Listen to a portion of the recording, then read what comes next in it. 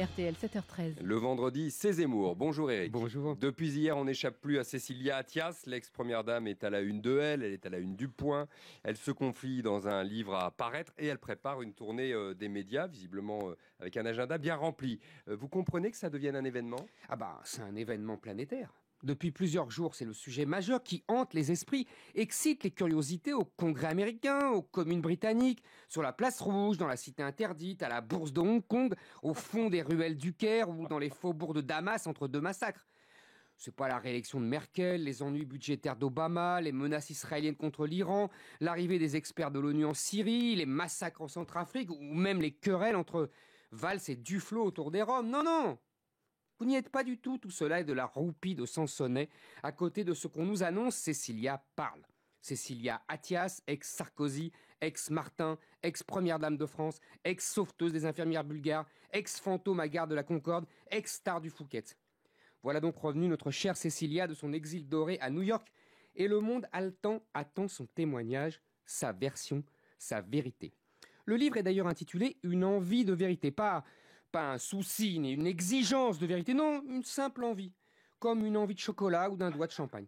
Le retour de notre héroïne est célébré en grande pompe par les troubadours médiatiques qui exaltent la femme libre, la femme moderne, la femme qui a fait passer l'amour avant le pouvoir, la passion avant les honneurs, la femme qui a fait triompher l'amour plus fort que la mort. Sérieusement, qu'est-ce que vous retenez de son passage à l'Élysée ?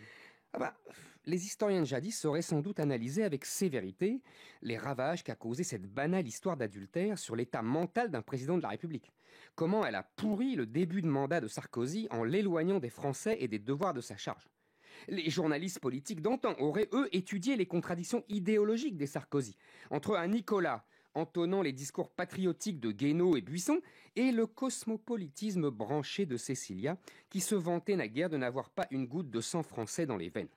Les psychanalystes, les experts de la famille, auraient, eux, naguère glosé sur l'équilibre de leur petit Louis, charmant petit garçon pris dans la tourmente qu'on avait entrevu à l'Élysée le jour de l'investiture de son père. Mais grande ou petite histoire, rien de tout cela n'intéresse. Seule la passion de la femme libre est mise sous les projecteurs. Dans le même temps, sort sur les écrans parisiens un film à la gloire de Lady Diana. Cécilia, c'est une nouvelle Diana.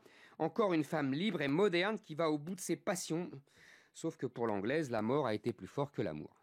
Notre époque a fait de Madame Bovary, dont Flaubert se moquait si cruellement, une idole, un modèle, une icône, un exemple à admirer et à suivre. Comme pour Diana, l'engouement médiatique autour de Cécilia révèle crûment l'évolution délétère de notre vie publique, où féminisation se conjugue avec psychologisation et pipolisation, où les citoyens sont transformés en midinettes pour mieux les aliéner.